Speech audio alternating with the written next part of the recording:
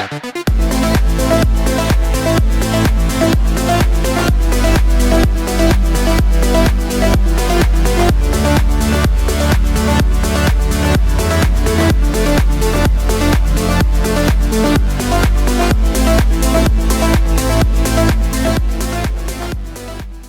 It's true spirit implement होना चाहिए।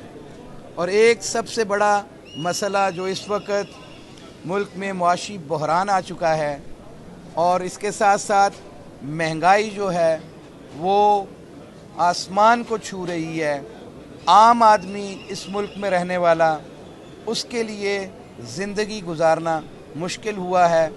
तो हमारी हुकूमत वक्त से ये मुतालबा है कि इस महंगाई को फिल फॉर कंट्रोल किया जाए और जो भी इसके लिए आईनी कानूनी रास्ते मौजूद हैं उसके मुताबिक फ़ैसला किया जाए और यूनानिमिटी के साथ फ़ैसला करके इस मुल्क में बसने वाले लोगों की ज़िंदगियां आसान की जाएं।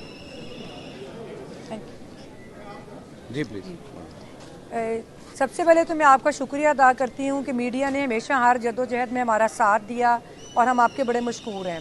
जहाँ तक बात है अदालती फ़ैसले की, तो जब भी अदालतें आइन और कानून के मुताबिक फ़ैसला देंगी हम उस फ़ैसले को अप्रिशिएट करेंगे। तो यही समझते हैं हम लोग, जैसे सदर साहब ने फरमाया कि जो अदालत ने फ़ैसला दिया है उसके मुताबिक जल्द से जल्द इंतखाबात होने चाहिए।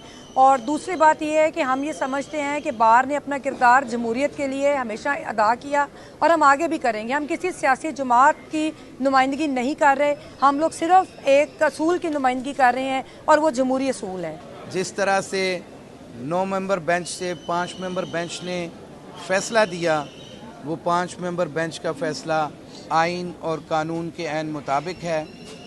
मैं इस चीज़ को बड़ा वाज़े करना चाहता हूँ कि अगर 17 मेंबर बेंच भी बैठे और 9-8 से फ़ैसला आए या 10-7 से आए या जिस तरह से भी फ़ैसला आए या यूनानिमसली फ़ैसला आए, सुप्रीम कोर्ट के फ़ैसले की एक अहमियत है। सुप्रीम कोर्ट का फ़ैसला जो है वो काबिल अमल है। अगर वो फ़ैसला 3 मेंबर बेंच भी दे तो उसकी वही अहमियत है जिस तरह से फुल कोर्ट फ़ैसला दे। 5 मेंबर बेंच ने जो फ़ैसला दिया उसको इम्प्लीमेंट करना आर्टिकल 189 ऑफ द कॉन्स्टिट्यूशन के मुताबिक तमाम इदारों की ज़िम्मेदारी है। वो 189 ये कहता है कि तमाम एग्जेक्टिव्स और तमाम लोअर जुडिशरी सुप्रीम कोर्ट के फ़ैसलों पे इन इट्स ट्रू स्पिरिट अमल करने की पाबंद है। और हम ये तवक्को रखते हैं Lahore high court bar association की तरफ से कि इस फ़ैसले को एज़ इट इज़ इम्प्लीमेंट किया जाएगा और जो आइन की रूह है उसके मुताबिक 90 दिन के अंदर मुल्क में 2 सूबों के अंदर जिनके बारे में सुप्रीम कोर्ट अपना वर्डिक्ट दे चुकी है उसमें इलेक्शन होना चाहिए और जो डायरेक्शन है उसको in its true spirit implement होना चाहिए। अजीबो गरीब तशरीहात करके फ्रस्ट्रेट करने की कोशिश करेगा तो वो शायद मिसकंडक्ट का मुर्तकिब होगा और उन लोगों के ख़िलाफ़ सुप्रीम कोर्ट भी कार्रवाई कर सकती है और शायद ज़रूरत पड़ी तो फिर लिटिगेंट्स जो हैं इस मुल्क में पब्लिक इंटरेस्ट लिटिगेशन पे काम करने वाले लोग जो हैं वो खामोश नहीं रहेंगे, क्योंकि हम इदारों को उनकी डोमेन में रह के उनकी इज़्ज़त और तकरीम पे बिलीव करते हैं। इदारों को मलाइन किया जाना एक बहुत गलत रवायत बन चुकी है। जिस दिन से सुप्रीम कोर्ट बार के अंदर नई कैबिनेट आई, वकला को मलाइन करने की, डिवाइड करने की कोशिश की गई है, उसको हम स्ट्रॉन्गली कंडेम करते हैं। हम अपने सदर supreme court bar association Abid Zubairi और उनकी टीम के साथ खड़े हैं और उनके दस्तों बाजू हैं। हम कोई ऐसा अमल नहीं होने देंगे जिसके अंदर बार को डिवाइड किया गया हो या बार को डिवाइड करने की कोशिश की जाए।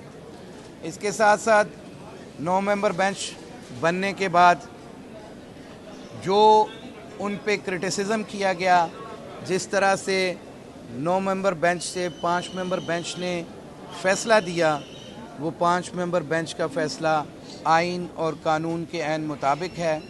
मीडिया के तमाम दोस्तों का मैं शुक्रिया अदा करने के लिए ख़ास तौर पे अपनी कैबिनेट के साथ यहाँ हाज़िर हुआ हूँ, क्योंकि मुख्तलिफ़ औक़ात में तमाम दोस्तों ने इंडिविजुअली तो हमारी नौमुंतखब कैबिनेट को मुबारकबाद पेश की थी, लेकिन मेरी ख्वाहिश थी कि आप तमाम दोस्तों का मैं अपनी पूरी कैबिनेट की तरफ से शुक्रिया अदा करूं कि जिस तरह से आपने इलेक्शन डे को कवर किया, जिस तरह से हमारे स्मूथ इलेक्शंस को आपने अप्रिशिएट किया, मेरी नौ मुंतखब काबीना को आपने मुबारकबादें दी। सबसे पहले मैं मीडिया के तमाम मीडिया हाउसेस वालों को खराज तहसीन पेश करता हूं और उनका शुक्रिया अदा करता हूं।